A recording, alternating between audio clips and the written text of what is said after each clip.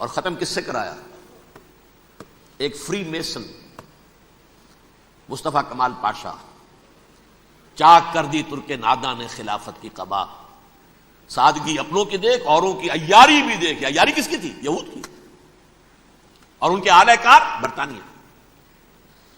ابھی خلافت ختم بھی نہیں ہوئی تھی، برطانیہ کے ذریعے سے 1917 میں بالفور ڈکلیریشن کے ذریعے سے حق حاصل کر لیا کہ ہاں جا کر یہ آباد بھی ہو سکتے ہیں، چونکہ دوسری جنگ عظیم میں سلطنت عثمانیہ ختم ہو گئی تھی، خلافت نام کی تھی، سلطنت تو ختم ہو گئی، ترکی رہ گیا تھا صرف، اور جنرل ایلن بی کی فوجیں داخل ہو چکی تھی یروشلم میں، یروشلم پر قبضہ برطانیہ کا ہو چکا تھا، اور قبضہ دلوانے والے برطانیہ کو ہمارے ہندوستان کے مسلمان فوجی بھی تھے۔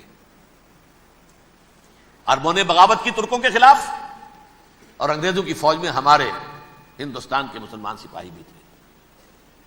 بہرحال اب چونکہ ان کے پاس آ گیا، برطانیہ نے اعلان کر دیا، بالفور ان کا وزیر خارجہ، Jews have a right to settle in Palestine, وہ جائیں آباد ہو سکتے ہیں۔ یہ 1917 کا اعلان ہے۔ اس کے بعد جو کچھ انہوں نے طریقے برتے ہیں، اس میں دھن، دھوس، دھاندلی، دھوکہ، ہر چیز۔ مثلا دھن گئے، جناب یہ آپ مکان بیچیں گے؟ اچھا جی لے لیجیے، آپ کیا مانگتے ہیں؟ 10 لاکھ، میں 11 لاکھ دیتا ہوں لیکن کل ہی نکل جائے۔ پیسے کی کمی تھی نہیں، پورا یورپ کا سرمایہ جن کے پاس، بینکرز کے پاس۔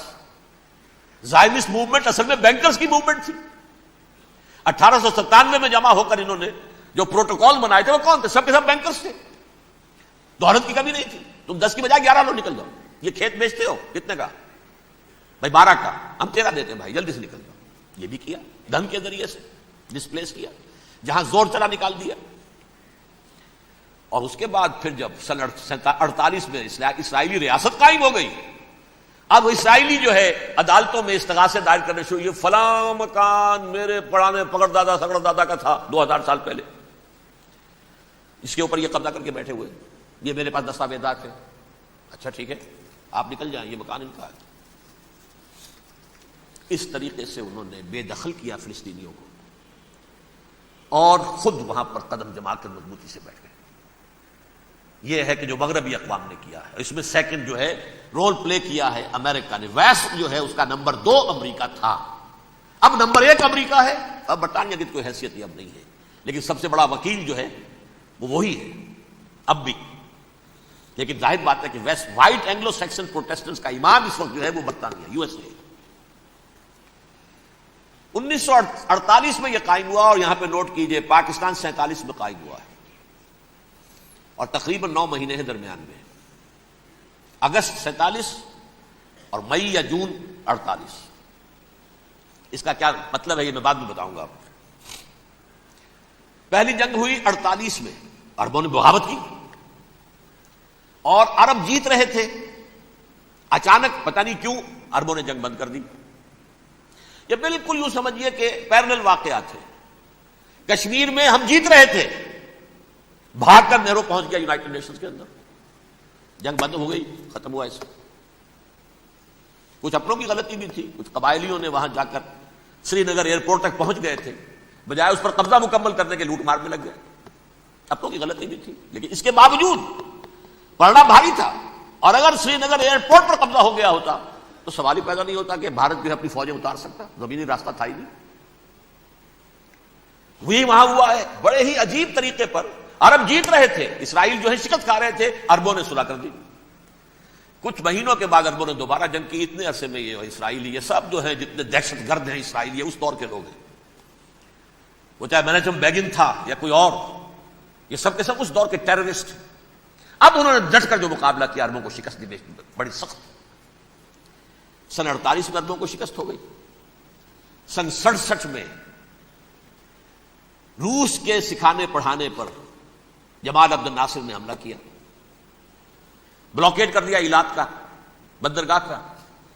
6 دن کی جنگ کے اندر اسرائیلیوں نے روس سے پورا صحرا سینا لے لیا، اسرائیل شام سے گولان ہائٹس لے لیے، اردن سے یہ پورا مغربی کنارہ جو یہ اردن کا حصہ تھا، اور مشرقی یروشلم اردن کے پاس تھا، اس پر بھی قبضہ کر لیا۔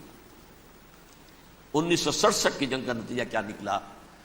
یروشلم پورا کا پورا یہودیوں کے قبضے میں چلا گیا، جو 1948 میں آدھا کر دیا گیا تھا۔ ویسٹرن یروشلم یہ یہودیوں کے پاس، ایسٹرن یروشلم مسلمانوں کے پاس، اور مشرقی یروشلم ہی میں مسجد اقصی ہے اور قبۃ الصخرہ ہے، وہ مسلمانوں کی تحویل میں تھے۔ اردن کا قبضہ مسلمانوں کی تحویل، لیکن اب 67 میں پورا یروشلم ان کے قبضے میں آ گیا۔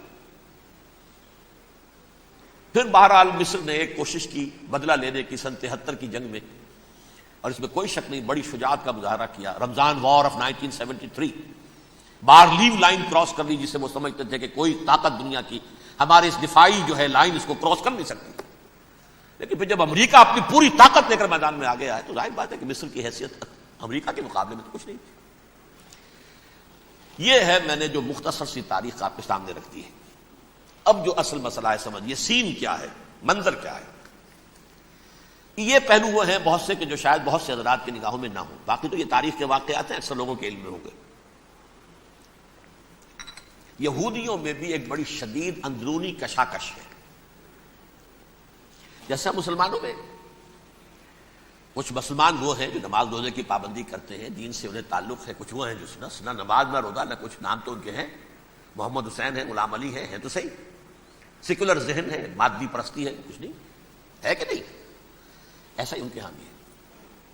اصل یہودی جو ہے، عملی یہودی، اس کی شکل آپ نے اگر کبھی دیکھی ہو، اس کے سر کے اوپر اونچا ہیٹ ہوتا ہے کالا، ان کی زلفیں لمبی لمبی ہوتی ہیں، خاص طور پر یہ جو ہے گلپٹی کے بال، یہ قلمے جو ہیں یہ تو لا کے چھلے بنا کر بڑا خوبصورت سا جو ہے وہ ہار بناتے ہیں، لمبا کالا کوٹ پہنا ہوتا ہے، لمبی داڑھی ہوتی ہے۔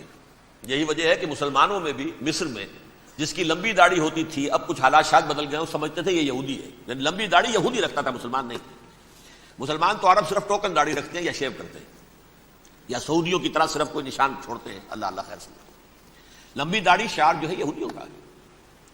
ایک انتہا پر تو یہ ہے، دوسری انتہا پر وہ ہیں جنہیں کسی شے سے غرض نہیں، شراب بھی پیتے ہیں، سب کچھ ہے، سور بھی کھاتے ہیں یہودی، بینکرز ہیں، بڑے بڑے سائنسدان ہیں، سب کچھ ہیں، وہ زیادہ تر جو ہیں سیکولر ذہن کے۔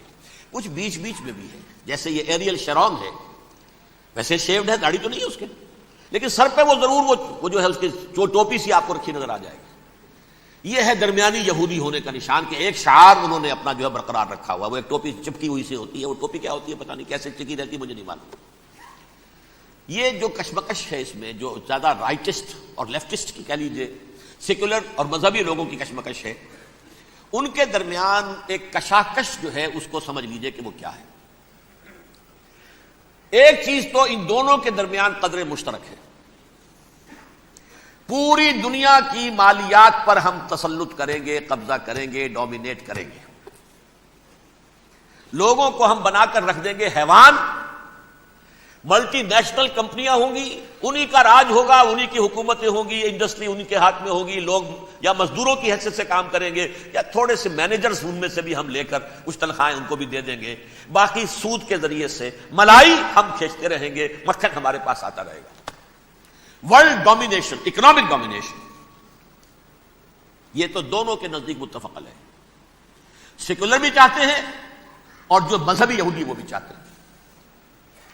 اس کے بعد ایک اختلاف ہے، مذہبی یہودی یہ کہتا ہے ہمیں گریٹر اسرائیل بنانا ہے، اور گریٹر اسرائیل وہ سارے علاقے ہیں جو ان کی تاریخ میں اسرائیل سلطنت کا حصہ رہے۔ حضرت یوسف کے زمانے میں یہودی جا کر آباد ہوئے مصر میں، جو ڈیلٹا کا علاقہ ہے، زرخیز ترین علاقہ جو ہے، جوشن کا علاقہ، وہ کہتے ہیں وہ ہمارا ہے، کئی سو برس ہمارے ہیں، سرائے سینا ہمارا ہے، اس میں کوہ طور ہے جس پہ حضرت موسیٰ کا ہم کلام ہوئے اللہ سے، تورات ملی، اس میں 40 برس تک ہم بھٹکتے پھرے ہیں، صحرائے تی ہے یہ، یتیہون فی الارض 40 سنہ، پھر فلسطین تو خیر ہماری جدی پشتی جائیداد ہے، جاگیر ہے، پھر یہ عرب جو ہے یہ بھی مدینے تک ہمارا ہے، مدینے سمیت ہمارے قبیلے وہاں تھے جہاں سے نکالا مسلمانوں نے، پورا عراق ہمارا ہے، پورا شام ہمارا ہے، اور ترکی کا بھی ایک علاقہ ہے ابتدائی مشرقی جنوبی، وہ بھی ہمارا ہے۔ یہ ہے گریٹر اسرائیل کا نقشہ، یہ ہم نے بنانا ہے۔ جبکہ جو سیکولر ذہن کے لوگ کہتے ہیں کیا کرو گے اس کو بنا کے، اس میں جو عرب ہیں وہ تم سے لڑتے رہیں گے، تم انہیں مارو گے وہ تمہیں ماریں گے، اگر تم 10 مارو گے تو ایک تو وہ بھی ماریں گے نا تمہارا، ٹھیک ہے، فائدہ کیا ہے؟ اس کی بجائے ہم یہ کرتے ہیں کہ عرب اور اسرائیل مل کر، کزنز ہیں نا آپس میں، آپ کو معلوم ہے بل کلنٹن نے یہ الفاظ کہے تھے جب اسحاق ریبن سے معانقہ کرایا تھا شاہ حسین مرحوم کا، تو کیا کہا؟ You are cousins.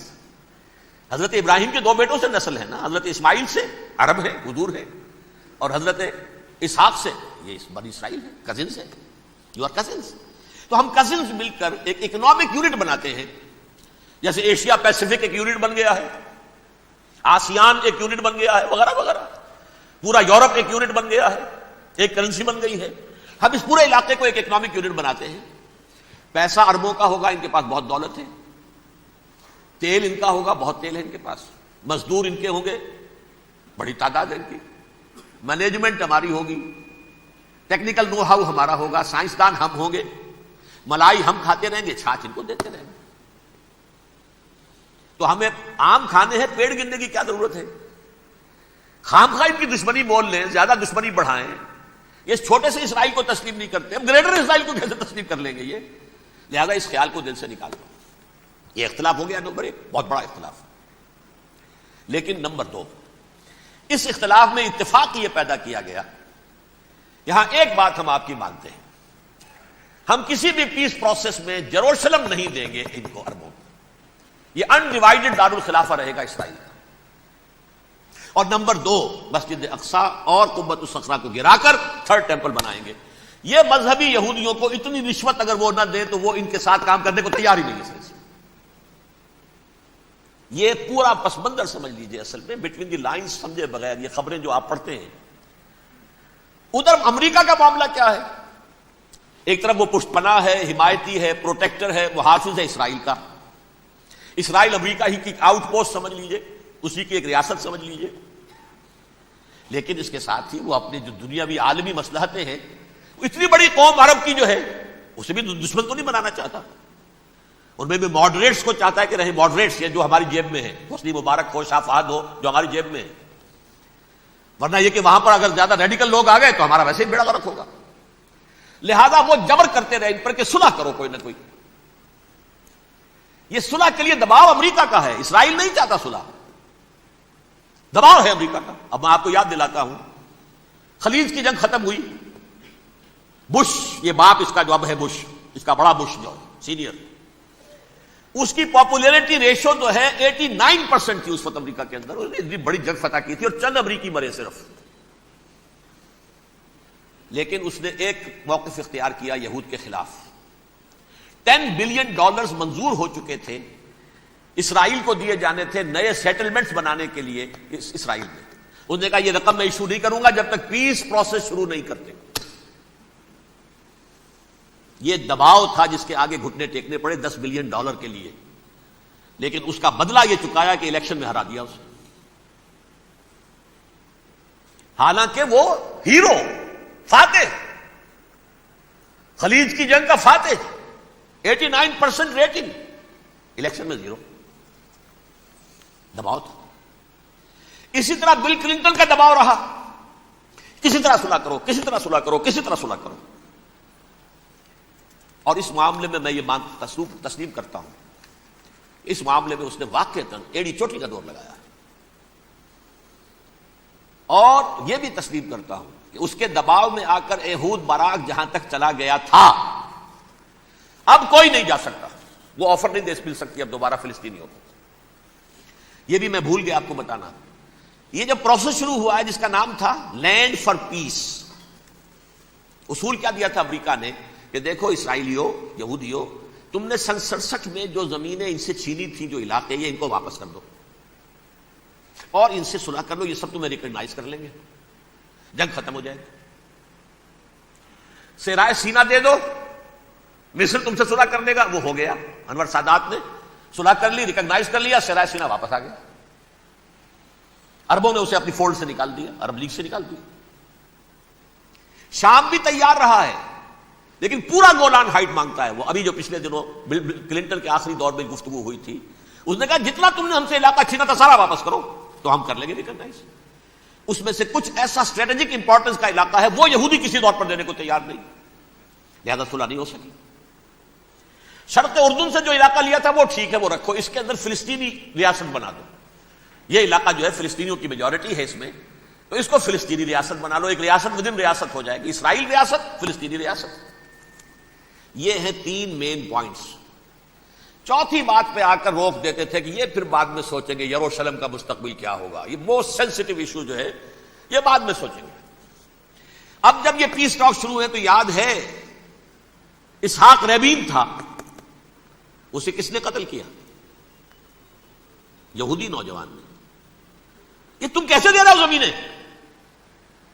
ہمیں تو اور لینی ہے، تم نے سیرا سینا واپس کر دیا، ہمیں تو جشن کا پورا علاقہ لینا ہے، مصر کا سارا فرٹائل ایریا جو ہے وہ لینا ہے اس سے، تم گولان ہائٹس دے رہے ہو، ہمیں پورا شام لینا ہے، لہذا تم کیسے کر رہے ہو؟ لینڈ فار پیس، پیس اور نو پیس، نو لینڈ، زمین ہم واپس نہیں کریں گے، ہمیں تو اور لینی ہے۔ کس نے قتل کیا؟ یہودی نے، فلسطینی نے تو قتل نہیں کیا۔ احود باراک کی بات میں آپ کو بتا رہا ہوں، یہ یہاں تک چلا گیا تھا کہ اسرائیلی ریاست بھی ہم فلسطینی ریاست بھی مان لیں گے، یروشلم بھی مشرقی یروشلم دے دیں گے، تمہارا اقتدار ہوگا اس پر۔ البتہ یہ جو احاطہ ہے جس میں جنوب میں مسجد اقصیٰ ہے اور ذرا شمال کی طرف ہے قبۃ الصخرہ، قبۃ الصخرہ آپ جانتے ہیں، جب بھی ٹیلی ویژن پر یروشلم سے کوئی خبر آ رہی ہوتی ہے تو پیچھے وہ بڑا سا مینار، وہ گنبد نظر آتا ہے سنہرا، یہ وہ جگہ ہے چٹان، ٹیمپل ماؤنٹ۔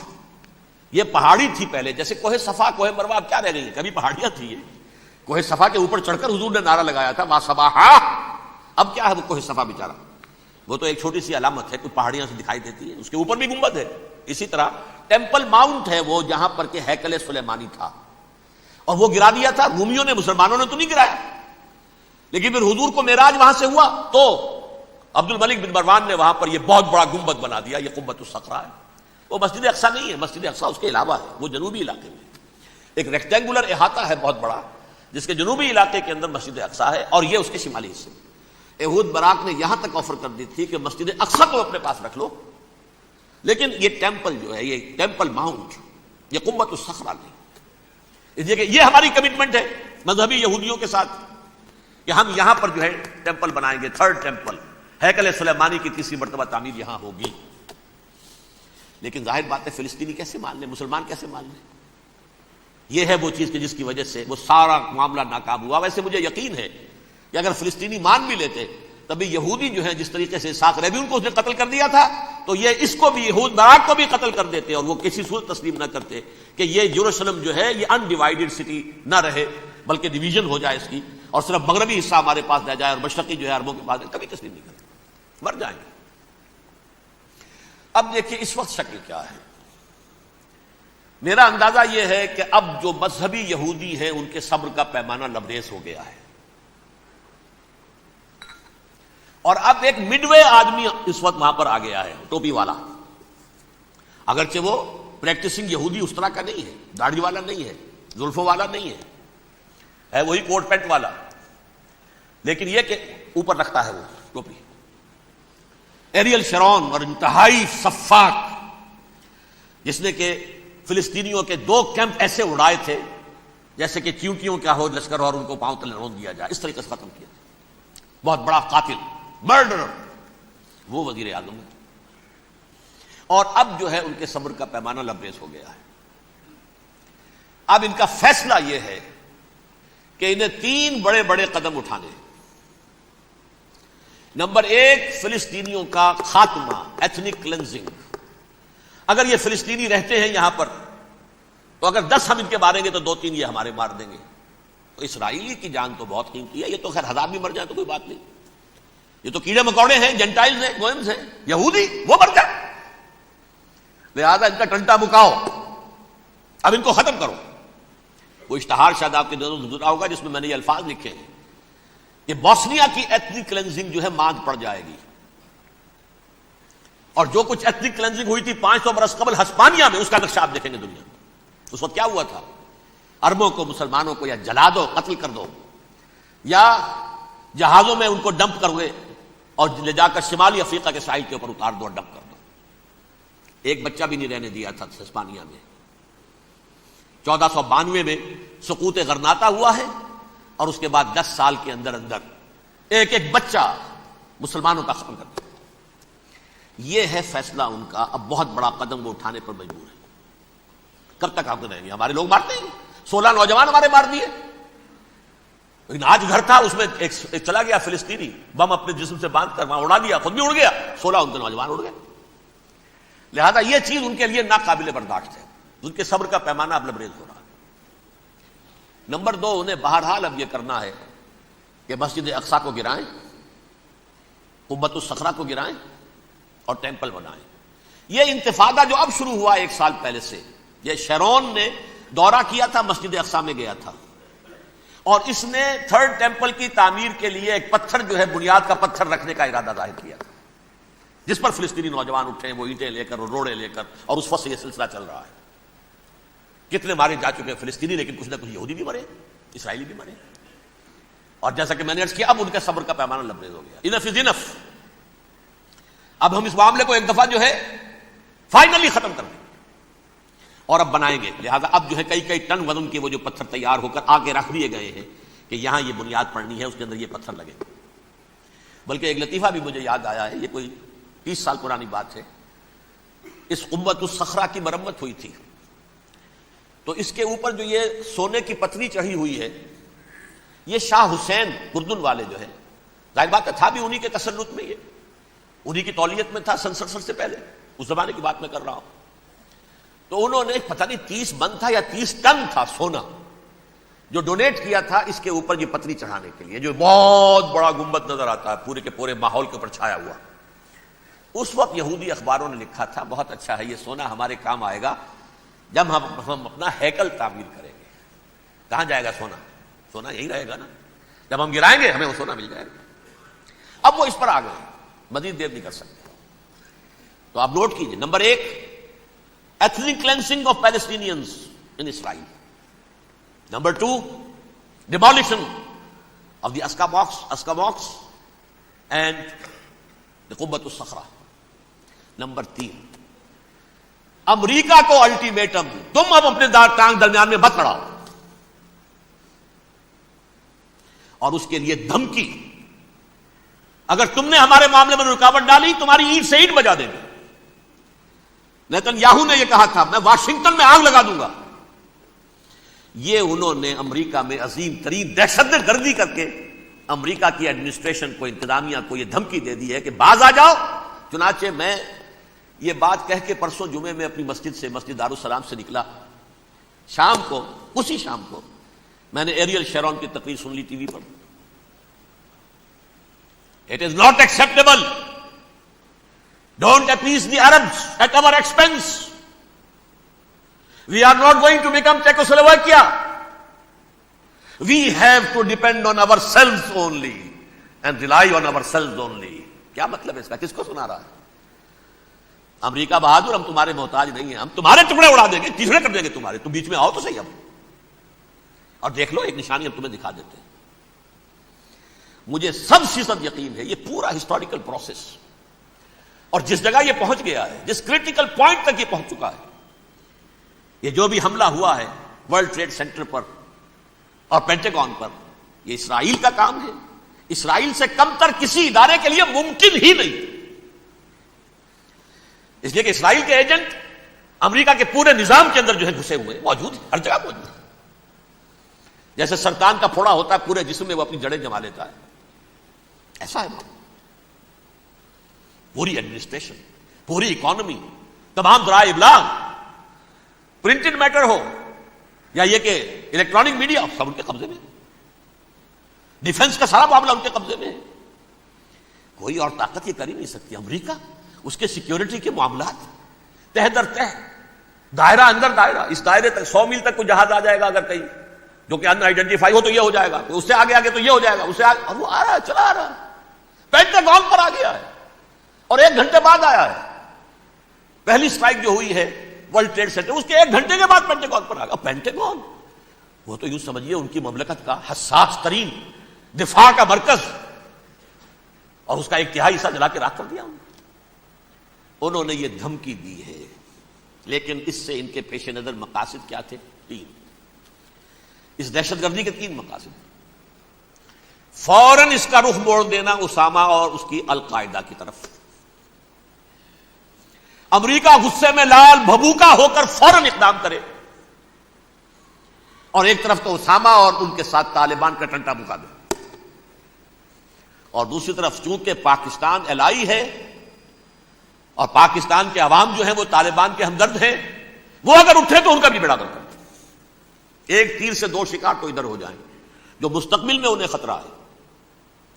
1967 کی جنگ کے بعد جبکہ انہوں نے فتح کا جشن منایا تھا یہودیوں نے، تو انہوں نے پیرس میں جو ایک جشن منایا ہے، وہاں بن گوریون کی تقریر یہ تھی، ہمیں کسی عرب ملک سے کوئی خطرہ نہیں، کوئی اندیشہ نہیں، ہمیں اندیشہ اگر ہے تو صرف پاکستان سے۔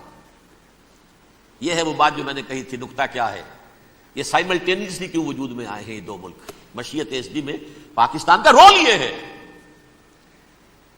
حدیث میں آتا ہے ما انزل اللہ من دائن الا انزل له دواء، اللہ نے کوئی بیماری ایسی نہیں اتاری جس کا کہ توڑ اور دوا پیدا نہ کی۔ اسرائیل کا توڑ پہلے پیدا کیا، جیسے بچے کی ولادت بعد میں ہوتی ہے، ماں کی چھاتیوں میں دودھ پہلے پیدا ہو جاتا ہے، یہ اللہ کی فطرت ہے، اللہ کا طریقہ ہے۔ خطرہ انہیں ہے تو ہم سے ہے، اگر کوئی خطر مجھ کو تو اس امت سے ہے، اس کی خاکستر میں ہے اب تک شرار آرزو۔ یہاں کے عوام، حکومت تو ٹھیک ہے ہماری جیب میں آ گئی، عوام کے اندر ہے، یہ بھڑک سکتی ہے چنگاری۔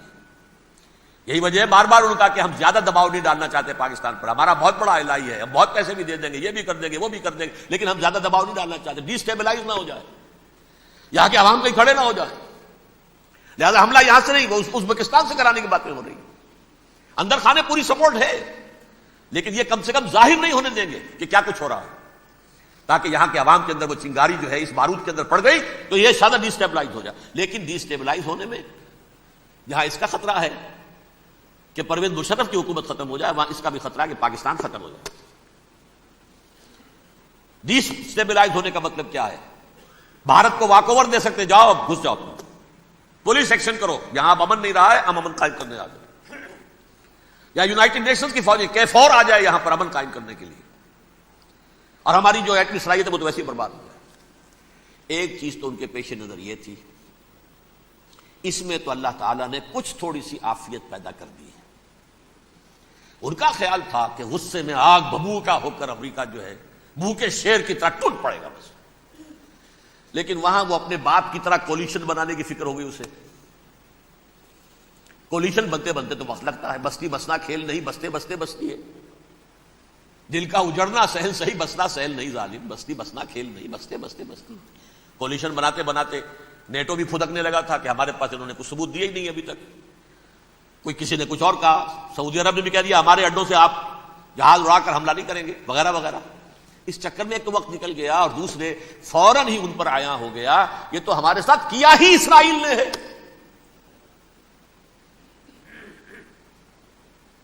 لیکن یہ بات لیک نہیں کرنا چاہتے، میں نے خود سنا اور بھی بہت لوگوں سے کہا کہ یہ باقاعدہ اسٹیٹ ڈپارٹمنٹ کی طرف سے ٹی وی پر، CNN پر، BBC پر یہ اعلان آیا کہ یہ جو انویسٹیگیشنز ہو رہی ہیں اس حادثے کی تحقیقات کی، اس کی معلومات لیک کیوں ہو رہی ہیں؟ لیک نہیں ہونی چاہیے۔ کیوں؟ اسامہ کے خلاف اگر کوئی ثبوت ہے لیک ہو جائے 1000 مرتبہ، کسی کو کوئی نقصان ہے؟ یہ کون سا تھا، کون سا لیکیج ہے جسے روکنا مقصود ہے؟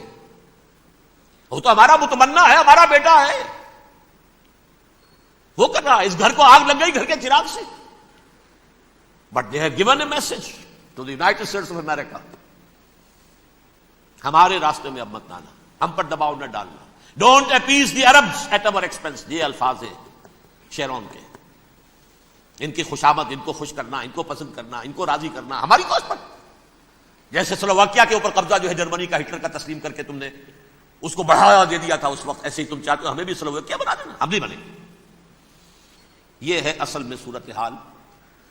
جیسا کہ میں نے عرض کیا، افغانستان پر اب یہ جیسے کھسیانی بلی ہوتی ہے، کھمبا نوشتی کریں گے تو صحیح حملہ، اس جگہ اتنی تیاری پوری دنیا کے اندر کر کے کچھ نہ کچھ تو کریں گے، کچھ نہ کچھ تو کارکردگی دکھائیں گے۔ اصل میں وہ زور شور اب ان میں نہیں ہے افغانستان کے بارے میں، بلکہ تاریخ میں ایک مرتبہ پھر وہی بات ہو گئی ہے، کلما اوقدوا نارا للحرب اطفاها اللہ، اللہ تعالیٰ نے کم سے کم اس کی تندی کو کم کر دیا، اس آگ کی بھڑک اور تندی جو ہے انشاءاللہ کم ہو جائے۔ البتہ افغانستان میں کیا ہوگا یہ میں نہیں کہہ سکتا۔ ان ادری قریب ام بعید ما توعدون، جیسے کہ قرآن مجید میں حضور سے کہلوایا گیا، میں یہ نہیں جانتا جس چیز کا وعدہ تم سے کیا جا رہا ہے وہ قریب ہے یا دور ہے، میں نہیں جانتا۔ وَإِنْ أَدْرِي لَعَلَّهُ فِتْنَةٌ لَكُمْ وَمَتَاعٌ إِلَىٰ حِينٍ، اور میں نہیں جانتا، ہو سکتا ہے ابھی اللہ تعالیٰ تمہیں کوئی مہلت دے اور کچھ وقت کے لیے تمہاری رسی دراز کر دے اور ابھی عذاب کو ٹال دے۔ جب حضور سے یہ کہلوایا جا رہا ہے ندری، یہاں تک بھی کہلوا دیا گیا مَا أَدْرِي مَا يُفْعَلُ بِي وَمَا بِكُمْ، مجھے نہیں معلوم میرے ساتھ کیا کیا جائے گا، تمہارے ساتھ کیا کیا جائے گا۔ تو بہرحال کون دعوے سے کہہ سکتا ہے کہ یہ ہوگا؟ تباہی بھی آ سکتی ہے، کوئی بڑا سیٹ بیک بھی آ سکتا ہے، اپس اینڈ ڈاؤنز ہوتے ہیں۔ احیاء اسلام کا پروسیس چل رہا ہے، لیکن احیاء پروسیس میں حضور کے زمانے میں بھی غزوہ بدر میں ایک دفعہ گراف جو ہے چلا گیا تھا آسمان پر، تو غزوہ احد میں وہ بہت نیچے بھی تو آ گیا تھا، مسلمانوں کے حوصلے پست بھی ہو گئے تھے نا۔ وَلَا تَهِنُوا وَلَا تَحْزَنُوا وَأَنْتُمُ الْأَعْلَوْنَ إِن كُنتُم مُؤْمِنِينَ، یہ تشفی دینی پڑی تھی نا، گھبراؤ نہیں، ڈرو نہیں۔ إِن يَمْسَسْكُمْ قَرْحٌ فَقَدْ مَسَّ الْقَوْمَ قَرْحٌ مِثْلُهُ، اگر تمہیں کوئی چرکا لگا ہے تو تمہارے دشمنوں کو اس سے بڑا چرکا لگ چکا ہے ایک سال پہلے، انہوں تو ہمت نہیں چھوڑی، ایک سال کے بعد دوبارہ ہو گئے حملہ آور تم پر، تم کیوں دل چھوڑتے ہو؟ تو کوئی سیٹ بیک آ سکتا ہے، اور یہ بھی ہو سکتا ہے، اور اللہ کرے کہ ہو جائے، کوئی واقعہ فیل بھی پیدا ہو سکتا ہے دوبارہ۔ اللہ تعالیٰ چڑیوں کے ذریعے سے اور ان کی چونچوں اور ان کے پنجوں کی کنکریوں کے ذریعے سے ہاتھی والوں کو برباد کر سکتا ہے۔ الم تر کیف فعل ربک باصحاب الفیل الم یجعل کیدہم فی تضلیل وارسل علیہم طیرا ابابیل ترمیہم بحجارۃ من سجیل فجعلہم کعصف مأکول۔ کھایا ہوا بھوسا جگالی کر کے جب نکلتا ہے جیسے ہوتے ہیں، ایسا پورا لشکر کر دیا گیا۔ اللہ تعالیٰ کر سکتا ہے، کوئی مشکل نہیں۔ وہ علی کل شیء قدیر، اسے ہر شے کی قدرت حاصل ہے۔ لیکن اصل بات جو ہے میں آپ کو بتانا چاہتا ہوں، یہ ہے سائیڈ ایشو، اصل ایشو ہے فلسطین کا جو شروع ہونے والا ہے۔ بھٹی دہکے گی وہاں۔ ظاہر بات ہے کہ اگر کوئی بہت بڑا اقدام ہو جاتا ہے فلسطینیوں کے خلاف، اور اگر واقعتاً مسجد اقصی اور قبۃ الصخرہ گرا دیے جاتے ہیں، جو طوفان اٹھے گا عالم عرب میں، یہ حسنی مبارک ہو یا شاہ خالد ہو یا کوئی اور ہو، یہ نہیں روک سکتے اس طوفان کو۔ نوجوان خون اٹھے گا، غیرت اور جو بھی حمیت ہے۔ مسلمان ان پڑھ سے ان پڑھ اور بالکل بے دین، وہ بھی مسجد کی حرمت پر کٹ مرنے کو تیار ہو جاتا ہے۔ مسجد تو بنا دی شب بھر میں ایمان کی حرارت والوں نے، من اپنا پرانا پاپی ہے، برسوں میں نماز ہی بن نہ سکا۔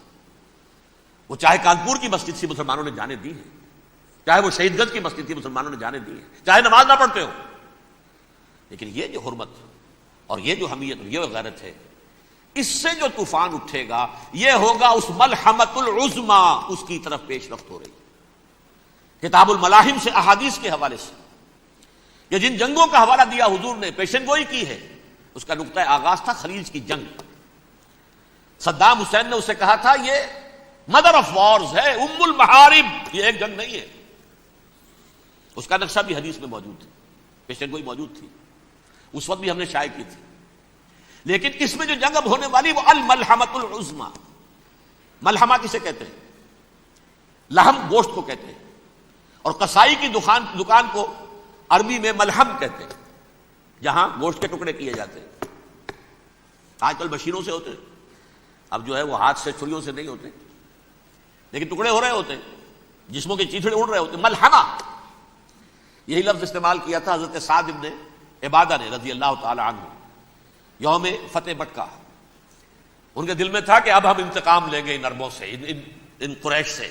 الیوم یوم الملحمہ، الیوم یوم الملحمہ، یہ کہتے ہوئے جا رہے تھے، ایک خاص کیفیت، آج ہے گوشت کے ٹکڑے اڑانے کا دن۔ حضور سے کہا کسی نے جا کر کہ صاحب تو یہ کہہ رہے ہیں الیوم یوم الملحمہ، الیوم یوم الملحمہ۔ حضور نے فرمایا نہیں، ان سے کہو جا کر الیوم یوم المرحمہ، الیوم یوم المرحمہ، آج رحمت کا دن ہے، آج تو میں ان سب کو معاف کروں گا۔ لا تثریب علیکم اليوم، میں تم سے وہی بات کہہ رہا ہوں جو میرے بھائی یوسف نے کہی تھی اپنے بھائیوں سے، اذهبوا فانتم الطلقاء، جاؤ تم سب کے سب آزاد۔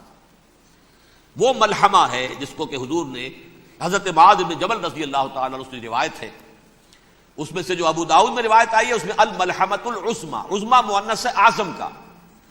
آپ کہتے ہیں جنگ عظیم اول، جنگ عظیم دوم، عظیم کا باپ ہو گیا اعظم، سب سے بڑا، اور اس کا مؤنث ہے سب سے بڑی، عظما، الملحمۃ العظما، سب سے بڑی لڑائی۔ میرے نزدیک یہ وار کے معنی میں نہیں ہے، بیٹل کے معنی میں۔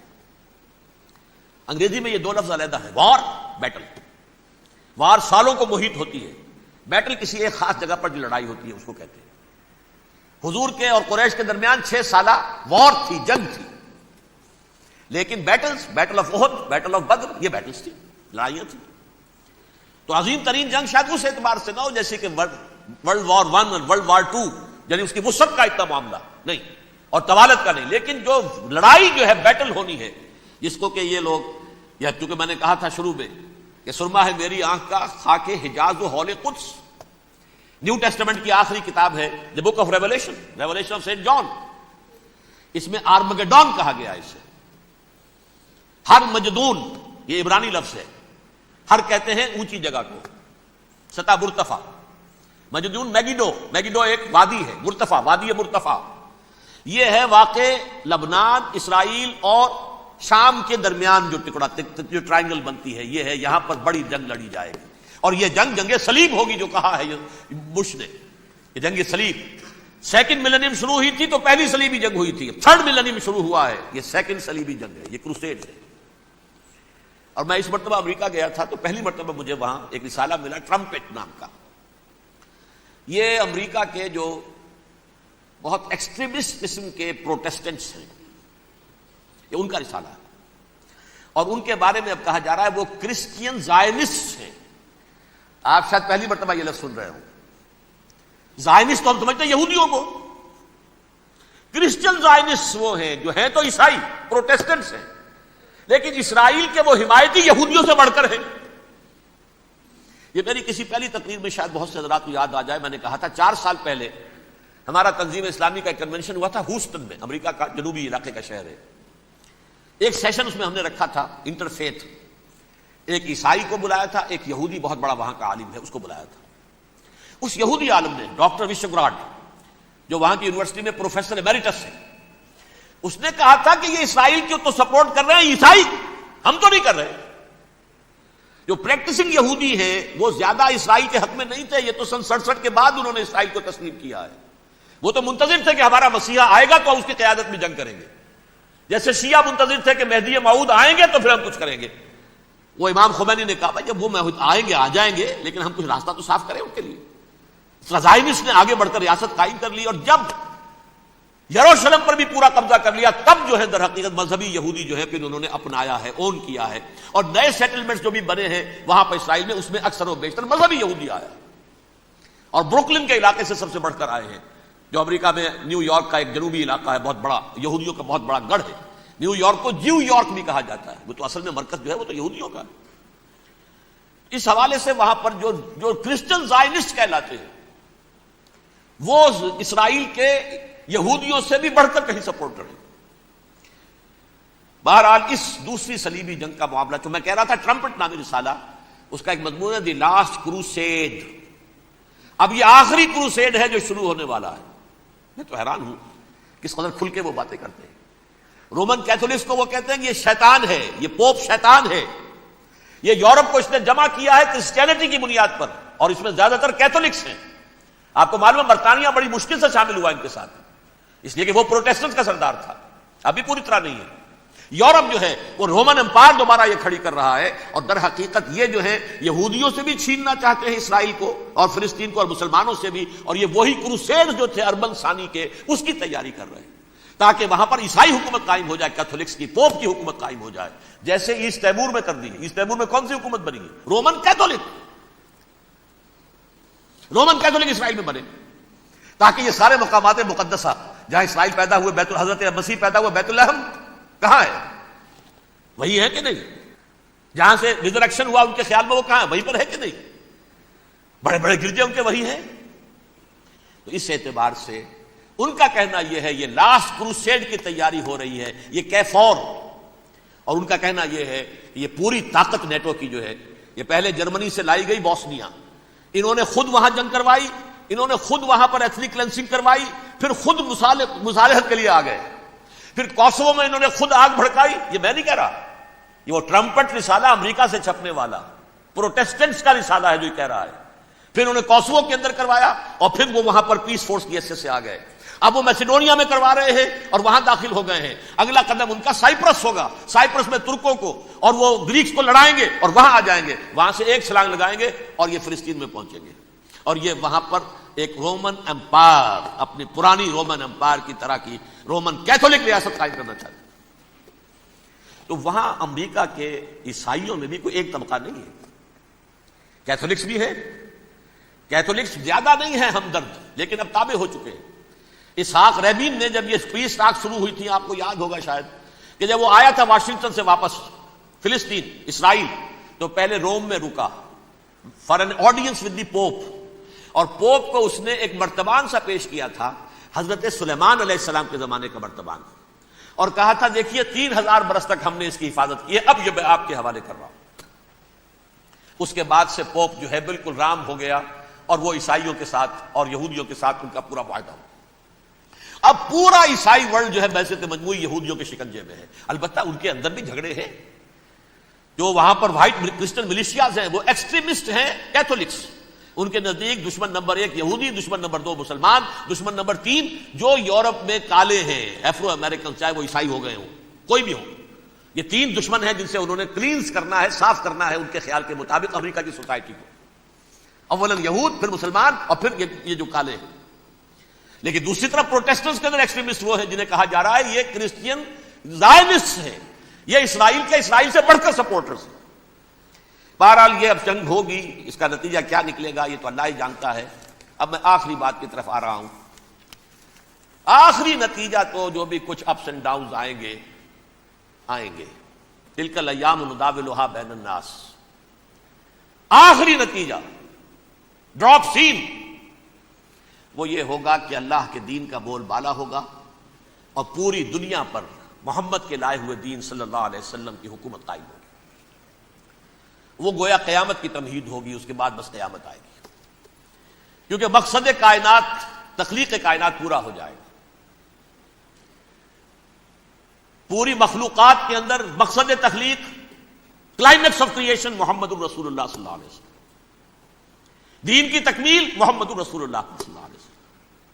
اور اس خلافت عرضی کے لیے جو حضرت آدم کو خلافت دی گئی تھی, جب اس میں وہ خلافت پوری دنیا پر قائم ہو جائے گی, اس کا مقصد پورا ہو جائے گا. And that will be the beginning of the end. اس کے بعد قیامت ہے. آخری نتیجہ تو یہ نکلنا ہے. اس سے پہلے سزائیں ہمیں بھی مل رہی ہیں, اور یہاں میں کانٹے کی بات جو چھوڑ گیا تھا اس کو بیان کر دوں. اللہ نے اس مغضوب علیہم قوم کو, اس ملعون قوم کو کیوں اب تک چھوٹ دیے رکھی؟ میں بتا چکا ہوں یہ بڑے عذاب کے مستحق ہو چکے تھے حضرت عیسیٰ علیہ السلام کے زمانے میں, چھوٹ دی ہے, ابھی تک ہے. بلکہ ایک مرتبہ ابھارا ہے, 1900 برس کے بعد ابھرے ہیں یہ. بالفور ڈیکلریشن 1917, سن 70 عیسوی کے بعد, تقریباً 1900 برس, 1850 برس تو ہے کم سے کم. پھر creation of Israel 1948, 1967 extension of Israel, یروشلم پر قبضہ. یہ سارا جو ہے کیوں ہے؟ اللہ تعالیٰ اس خیر امت محمد صلی اللہ علیہ وسلم, اس کے بہترین حصے کو سزا ان ملعونوں کے ہاتھوں دے رہا ہے.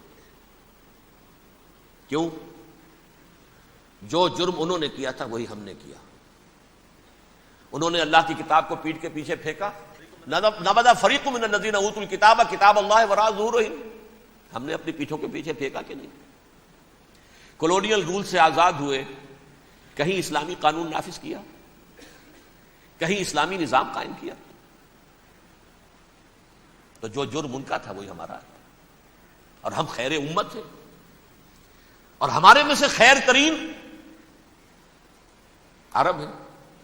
ان پر اللہ کا فضل, ان کی مادری زبان میں اللہ کی کتاب موجود ہے.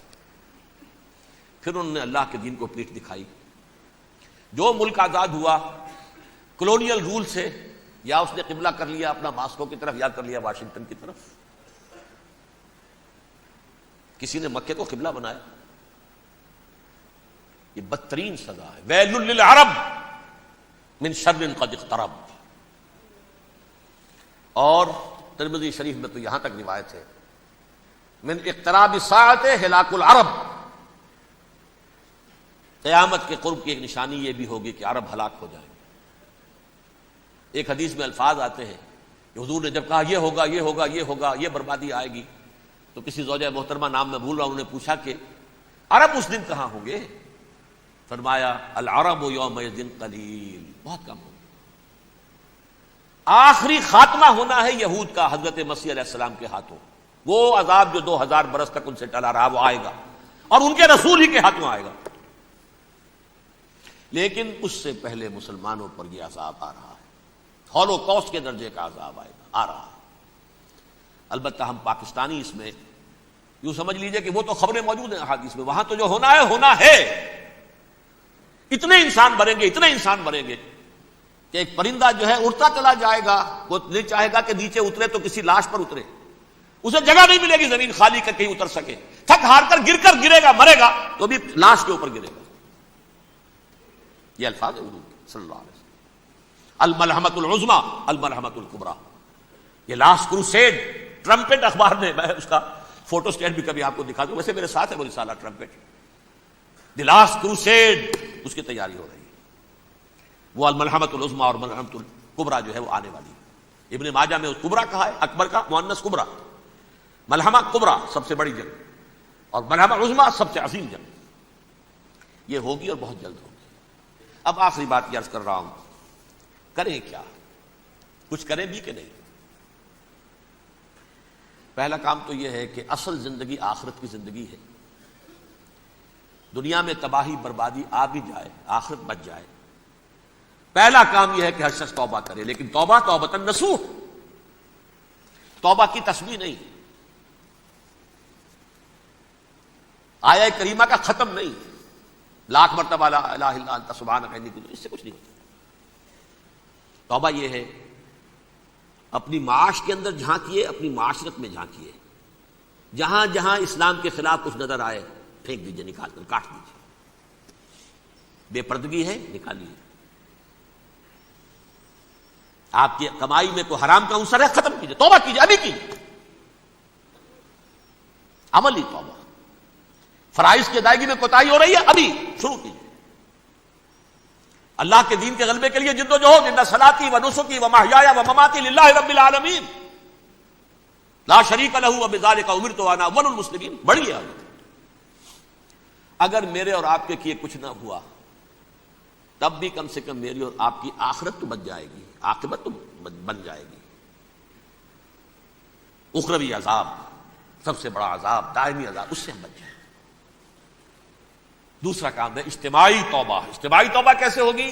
یہ سلطنت خداداد پاکستان جو اللہ نے عطا کی تھی، اس میں اسلام کا نظام قائم اور اسلام کی شریعت نافذ کی، اس کے لیے جد و جہد تن من دھن کے ساتھ لگ جانا، منظم جماعت بنا کر، اول تو تمام جماعتیں ایک متحدہ محاذ بنائیں اور آ جائیں میدان کے اندر۔ وہ صرف طالبان کی حمایت نہیں، اس ملک میں اللہ کے دین کو قائم کرنے کے لیے مثبت مقصد سامنے رکھے۔ بہرحال اس کے لیے کوششیں تو جتنی بھی ہو سکتی ہیں ہو رہی ہیں۔ میں کتنے عرصے سے یہ کہہ رہا ہوں، کاش کہ یہ دینی جماعتیں ساری کی ساری یہ پاور پالیٹکس سے پسپائی اختیار کر کے اور ایک مطالباتی تحریک، ایک مظاہراتی تحریک، ایک pressure movement, pressure group, resistance movement, دین کو نافذ کرو، حرام کی حرمت کو نافذ کرو، قائم کرو دین کو، اس کے لیے میدان میں آ جائے۔ ویسے میرا ایک مضمون چھپا تھا، شاید آپ نے بھی دیکھا ہو، کہ یہ اس جو بھی ہوا ہے حادثہ اور جو اب افغانستان پر ہونے والا ہے، اس کی وجہ سے جو بہت بڑا شر تھا اس میں سے خیر نکل آیا ہے۔ ہمارے ملک میں پولرائزیشن ہو رہی ہے بالعموم، سیکولر ذہن ایک طرف، مذہبی ذہن ایک طرف۔ نمبر 3، یہ نوٹ کر لیجئے، پاکستان کی ایک ڈیسٹنی ہے، ایک تقدیر ہے، ایک تقدیر مبرم ہے۔ جیسے کبھی علامہ اقبال نے کہا تھا 1930 میں، ہندوستان کے شمال مغرب میں ایک آزاد مسلمان ریاست کا قائم ہونا ڈیسٹنی ہے، تقدیر مبرم ہے، اٹل ہے، ہو کر رہے گا۔ 17 سال پہلے ایک شخص کہہ رہا ہے، گاہ میری نگاہ تیز چیر گئی دل موجود۔ اسی طرح میں کہہ رہا ہوں پاکستان کی ڈیسٹنی ہے، آخری مارکا جو ہونا ہے کفر اور اسلام کے مابین، اس میں پاکستان کو کروشل رول پلے کرنا ہے۔ دنیا کو ہے پھر مار کا یہ دینو، روح و بدن پیش، تہذیب نے پھر اپنے درندوں کو ابھارا۔ میرے اس ہینڈبل میں آپ نے دیکھ لیا ہوگا تہذیب کا لفظ اقبال نے کیسا استعمال کیا ہے۔ آج ساری دہائی تہذیب کی دے رہا ہے، بش بھی بلیر بھی، our civilization has been threatened. civilization کیا تمہاری تہذیب ہے؟ ہومو سیکسولیٹی تمہاری تہذیب ہے؟ تمہاری تہذیب یہ ہے کہ بل کلنٹن نے کہا تھا پچھلے سال نیو ایئرز ڈے پر اپنے پیغام میں، ان قریب امریکن قوم کی اکثریت حرامزادوں پر مشتمل ہوگی۔ یہ تہذیب ہے تمہاری، بورن آؤٹ آف اینی ویڈ لاک، بچے بغیر کسی شادی نکاح کے پیدا ہو رہے ہیں، ون پیرنٹ فیملی رہ گئی ہے، بیڑا غرق تمہارا ہو چکا ہے، ٹیکنالوجی تمہیں سہارا دے کر کھڑی ہوئی ہے۔ جیسے حضرت سلیمان کی موت واقع ہو گئی تھی، وہ عصا کے بل پر کھڑے تھے۔ تہذیب مر چکی ہے، یہ تہذیب، تمہاری تہذیب اپنے خنجر سے آپ ہی خودکشی کرے گی اور کر چکی ہے۔ تہذیب تو مر چکی ہے، فیملی سسٹم برباد ہو چکا ہے، وہ تہذیب ہے؟ ہاں ٹیکنالوجی تمہیں لے کر کھڑی ہے۔ اس ٹیکنالوجی کا لفظ اقبال نے استعمال کیا، مشین۔ دنیا کو ہے پھر مار کا روح و بدن پیش، تہذیب نے پھر اپنے درندوں کو ابھارا، اللہ کو پامر دیے مومن پہ بھروسہ، ابلیس کو یورپ کی مشینوں کا سہارا۔ تو ٹیکنالوجی ہے۔ لہذا پاکستان، جیسا کہ میں نے کہا 9 مہینے پہلے اللہ نے پیدا کیا پاکستان کو اور اتارا ہے لیلۃ القدر، یہ نازل ہوا تھا، انا انزلناہ فی لیلۃ القدر، فی لیلۃ القدر، تو قرآن نازل ہوا، اس سے پاکستان نازل ہوا۔ البتہ یہ کہ ہمیں اس میں جو ہمیں ایٹمی صلاحیت حاصل ہے، اس کی ہر قیمت پر اس کا تحفظ کرنا ہے۔ خدا کے لیے مشرف صاحب، کہیں ایسا نہ ہو جائے کہ نیکسٹ دھمکی جب یہ آئے کہ اگر اپنی ایٹمی صلاحیت ختم نہیں کرتے ہو تو تم ہمارے دشمن ہو، اب کیا کریں گے آپ؟ اس وقت بھی تو یہی بات آئی ہے نا، کوئی درمیانی شکل نہیں، یا ہمارا ساتھ دو یا دشمن ہو، اور آپ کہاں گئے؟ جی حاضر، ساتھ، پوری طرح ساتھ۔ غیرت کا جنازہ نکال دیا، حمیت کا جنازہ نکال دیا،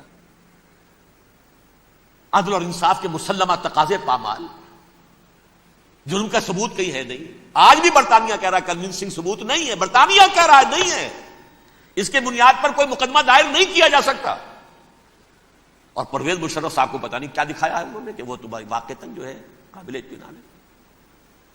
ایسا ہی قابل اطمینان مواد دنیا میں شائع کیوں نہیں کر دیتے؟ طالبان تو خود کہہ چکے ہیں بہت پہلے کہ ہمارے سامنے پیش کر ہم مقدمہ چلائیں گے، بلکہ یہاں بھی کہہ رہے تھے حوالے بھی کر دیں گے، لیکن سب ثبوت تو لاؤ ہمارے سامنے۔ یہ تو وہ اسرائیل کی سازش، اور ان پر یہ آیا ہے اب۔ لیکن آخری جنگ جو ہے الملحمۃ العظمیٰ، وہ مڈل ایسٹ ہی میں ہوگی، وہ وہی ہوگی، آرمیگڈون تو وہی ہونی ہے، اور بڑی عظیم جنگ ہونی ہے۔ لیکن پاکستان کو اس میں رول پلے کرنا ہے۔